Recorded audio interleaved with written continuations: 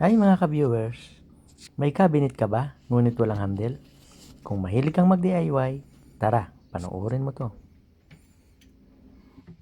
Maghanap ka ng kapirasong kahoy na alam mong pwedeng gawing handle. Pagkatapos ay sinukat ko ng 20 cm para sa dalawa.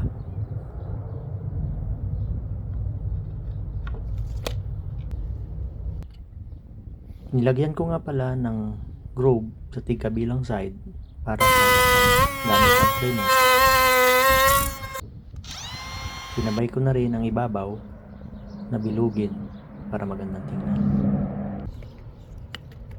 Hinati ko naman sa dalawa para mapaghiwalay ko kaliwa at kanan. Katapos yan, niliha ko na.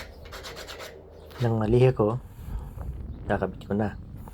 Sumukat nga pala ako ng 2.5 cm galing sa taas ng pinto, tsaka 15 mm galing sa gilid ng pinto para may clearance. At tigkabila, minarkahan ko, tsaka ko binutas at in-screw yung handle. Ganun lang.